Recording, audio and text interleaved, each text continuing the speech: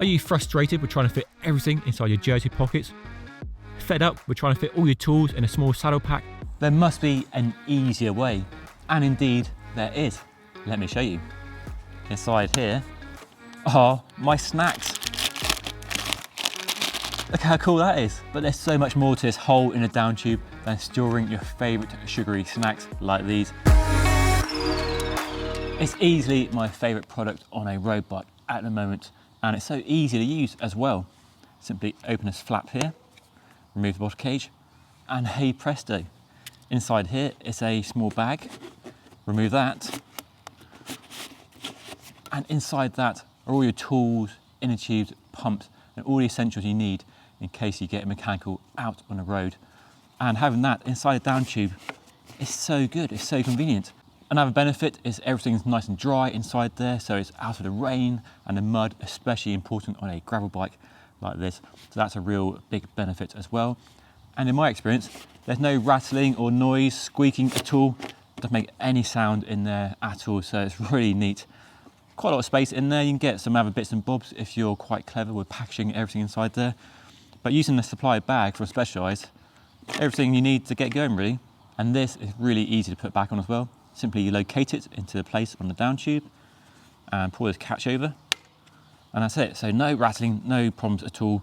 Bottle cage nice and firm on there. Just a really good use of this massive down tube on this bike. So it's a really simple, no-brainer idea. One of those ideas that you wish you thought of yourself. It's so obvious, isn't it, to use such a massive down tube for storing all your bits and bobs. At this point, it's probably a good idea to have a chat with somebody from Specialized to find out more about how this was designed and how it actually functions on a frame like this, and whether there are any drawbacks to having a hole in your carbon fiber down tube. SWAT stands for Storage, Water, Air, and Tools. And it was an idea, I think, started by our mountain bike team about how to carry those essential items with you in a smarter way. Kind of all with the original goal of getting it off your back when you're a mountain biker. We hated the camelback that was always like hitting you in the back of the helmet going downhill and making your back all sweaty. And so it was really figuring out how to get more of those things onto the bike in really clever fashion. And so that SWAT acronym has kind of developed into a subcategory of products for us, that are hidden throughout a bike or on your body, right? So we have SWAT bibs, like bib shorts with pockets in them for mountain bike, and we kind of kickstarted that trend. So there's all sorts of SWAT products now in our lineup. So all they've done is cut a hole in the carbon fiber down tube. So what stopped you from doing this to your own carbon frame? Well, I don't recommend that for a start. And it's a little more complex than just cutting a hole in the down tube.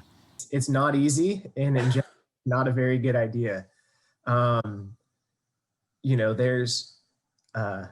It took a long time to get there. We didn't just say, oh, we're going to cut a hole in the down tube and call it a day. There were a few years of trials and prototyping before we ever really committed to it on a bike design. And in committing to it, we wanted to, I think, ensure that any trade-offs or downsides were really minimized.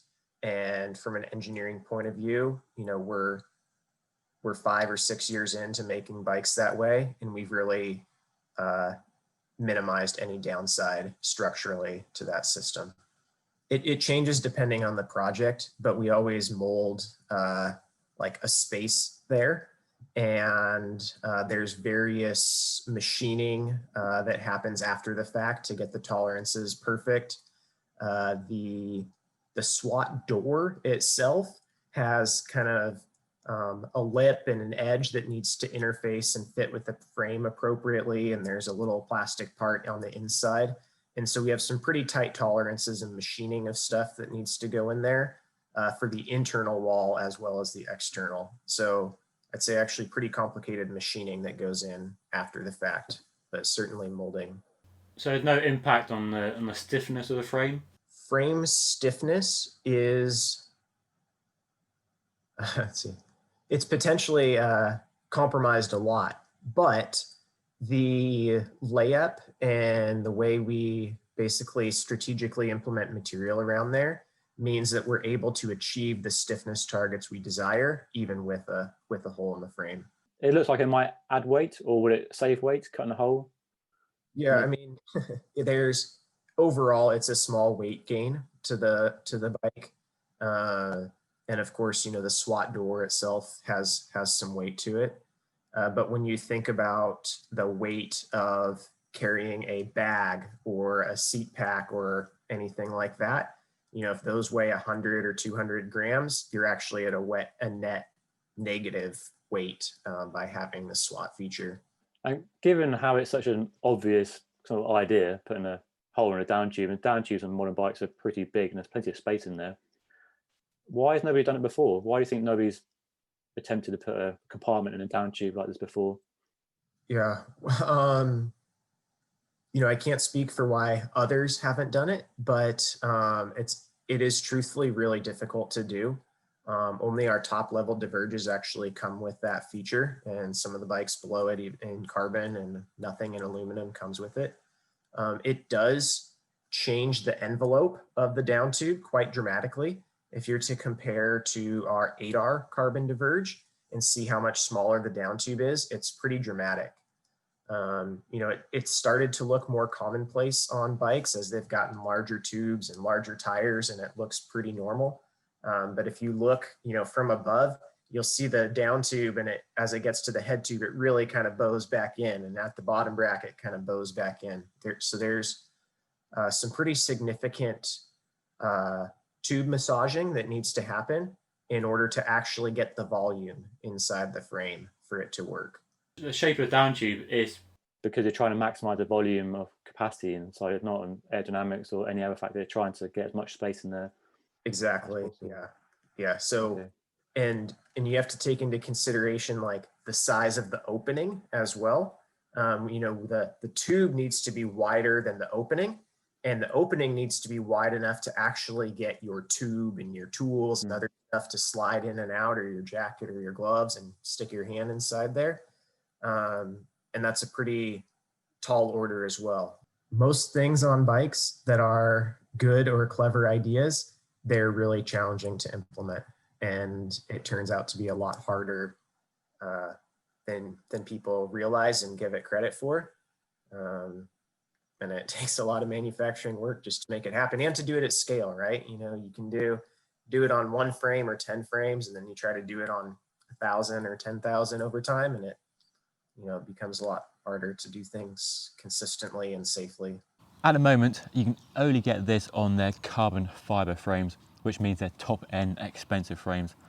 I have no idea whether it's possible on their aluminium frames, their cheaper frames, maybe, but maybe not. How about aluminium then? Is that a technical possibility to do it on a metal frame? At the moment, it is not a possibility. It's a great idea, but we're not at the point of being able to do that right now.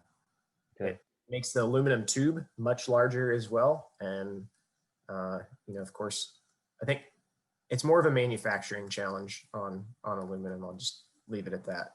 Probably won't see it on an aero race bike, but for endurance and gravel bikes, this is definitely a really neat idea. At the moment, it's only on a diverged drop bar bike, but do you see it being rolled out to other bikes in the road lineup, like the Roubaix, perhaps? That would be the next, I guess, logical place to put it, because there's a potential, for weight trade-off and aesthetic differentiation and some aero hit. I think we see its biggest opportunity in the gravel and more off-road space as you try to carry and take more stuff and venture out in the wild. But it's a potential, but I wouldn't hold your breath. We're not going to see it on the tarmac anytime soon, are we, I guess? No, I don't think so. How do you see this concept evolving in the future? And do you see other compartments in the frame or other storage solutions integrated into the frame? Do you see it as being a big area you can develop, or is it the down tube compartment a one-off product? Yeah, I think people are going to look for ways to store and stash things on their bike, cleverly. And I think you're likely to see more integration of storage. Gravel's seeing a ton in the way of you know, bags and racks and things that are cleverly oriented with a frame or bike. But really, I think the down tube is probably the one place on a frame where the juice is worth the squeeze as far as like storing stuff inside. You know, like we're not going to have a top tube compartment because the space is just so limited there, you know. So people stashing tools in the steer tube or in your bar ends for the tire plugs, and you know, or in your crank spindle, like that kind of stuff is probably the limit of the internal storage. But a clever clip-on bag and rack and things like that, that's probably the next level of integration you'll see. It's such a simple idea. I can't see why it won't be standard on all carbon fibre endurance and gravel bikes in the future. I mean, what is not to like? I'm sure you let me know down in the comment section below what you think of this idea. But for me, it's one of my favourite tech trends of the last few years, and one of the most exciting and genuinely useful trends that are in the road bike market at the moment, and just the latest product, the latest idea imported from the mountain bike world. So yes, drop bar bikes have a lot to thank mountain bikes for these days. Anyway, what do you think of this idea? Do you love it? Do you hate it? Let me know what you think down below.